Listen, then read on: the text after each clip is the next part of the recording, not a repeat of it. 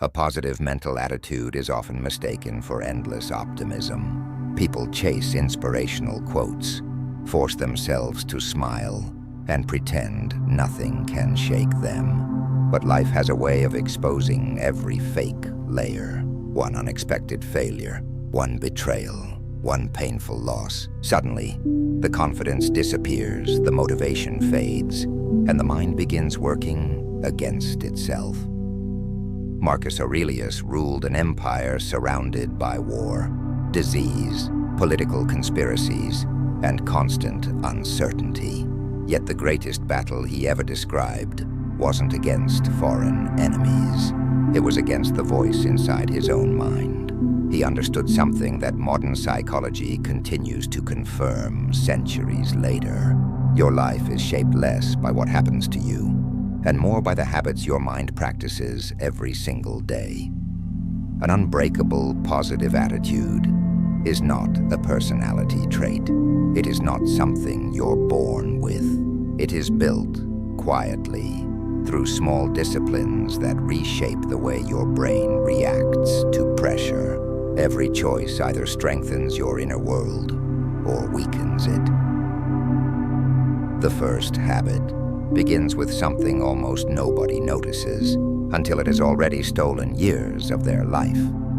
The first Stoic habit is refusing to surrender your emotional state to things outside your control.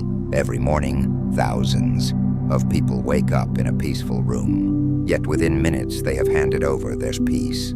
A disappointing message changes their mood. A stranger's opinion ruins their confidence. Bad news destroys their energy before breakfast. Without realizing it, they have given complete authority over their emotions to circumstances they never controlled in the first place. Epictetus was born into slavery. He had no wealth, no freedom, and no social status. By every external measure, he should have lived with bitterness. Instead, he became one of history's greatest teachers of resilience, because he discovered a truth that no master could take away. There are only two categories in life: what belongs to you and what does not. Your choices belong to you. Your judgments belong to you. Your character belongs to you. Other people's opinions, the economy, bad weather, unexpected setbacks, and yesterday's mistakes never belonged to you in the first place. This sounds simple until life becomes difficult. A promotion goes to someone else.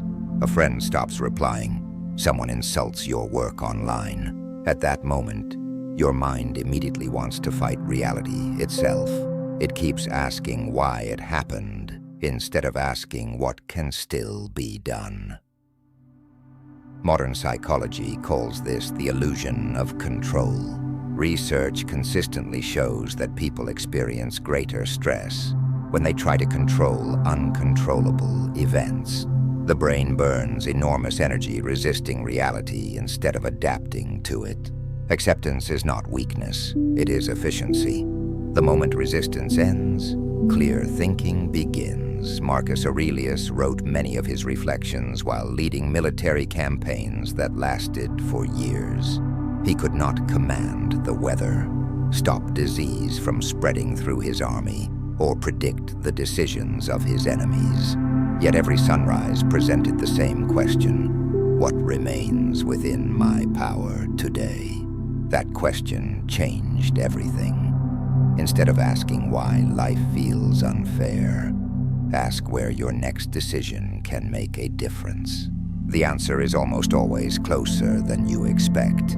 Control your effort, control your words, control your response. When these become your daily focus, circumstances lose their ability to dictate your peace. This single habit creates the foundation for every other form of mental strength, because a mind that protects its inner authority cannot easily be broken. The second habit is learning to interrupt negative stories before they become beliefs. A single event rarely destroys confidence. The story attached to that event does. Someone ignores your message, and the mind whispers, They don't respect me. One mistake at work becomes, I'm not good enough. One failed attempt becomes, I always fail. None of these are facts. They are interpretations created within seconds, yet they often remain for years. Seneca warned that people suffer more in imagination than in reality. Long before neuroscience existed, he recognized the brain's tendency to manufacture unnecessary pain. Today, psychologists understand this as cognitive distortion. The brain fills missing information with assumptions, and repeated assumptions slowly become identity. Picture two people losing the same opportunity. One concludes that life has ended. The other treats it as feedback, adjusts course, and finds a better path months later. The event was identical. The internal story was completely different.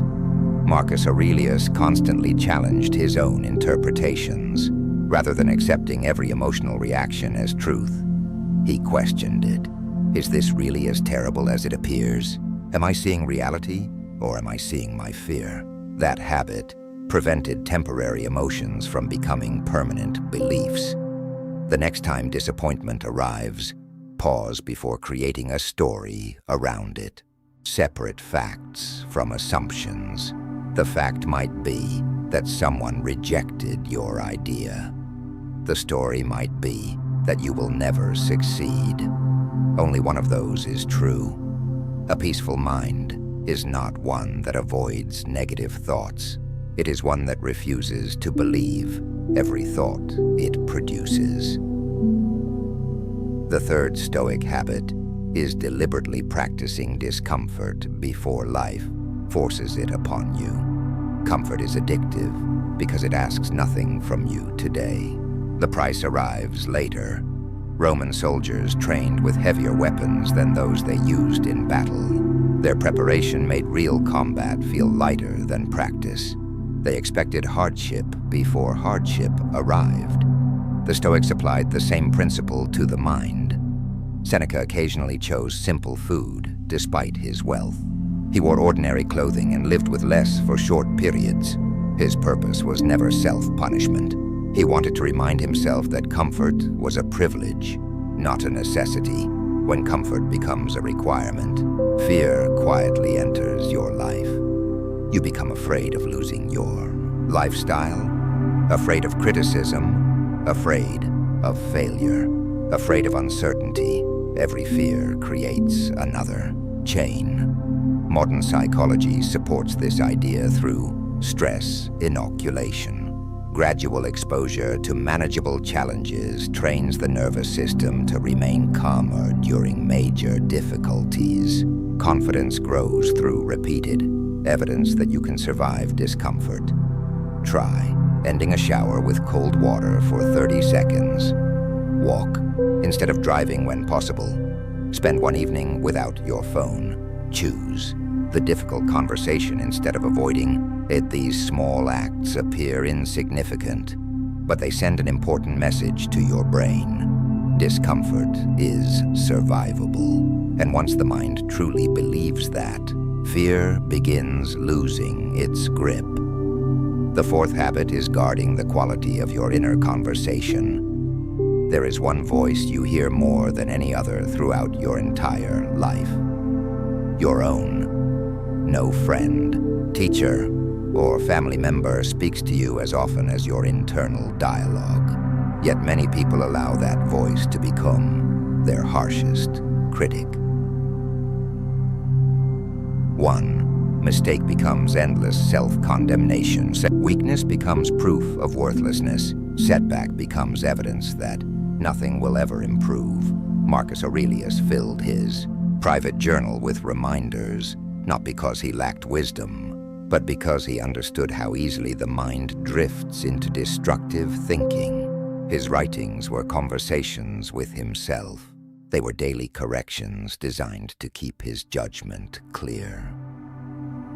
Modern neuroscience has found that repeated internal language influences emotional patterns and future behavior. The brain pays attention to what it hears repeatedly, even when those words come from within. Ask yourself a simple question whenever self-criticism appears. Would I speak this way to someone I genuinely care about? If the answer is no, then why make yourself the exception? Discipline requires honesty, but honesty is different from cruelty. Correct your mistakes without attacking your identity. Improve your behavior without declaring yourself broken. Quality of your future depends heavily on the quality of the conversations happening inside your own mind. The fifth habit is ending every day with honest self-reflection instead of self-judgment. Every evening, Marcus Aurelius returned to his journal, not to celebrate victories, not to complain about fate. He returned to examine himself. Where did I lose patience? What did I do well? Where did emotion overpower reason? What lesson should I carry into tomorrow? Notice that these questions are focused on growth, not guilt. Many people repeat the same mistakes for years because they never pause long enough to study them. Days blur into weeks. Weeks become years. Life moves forward, but awareness stands still. Psychologists describe reflection as one of the fastest ways to improve emotional intelligence.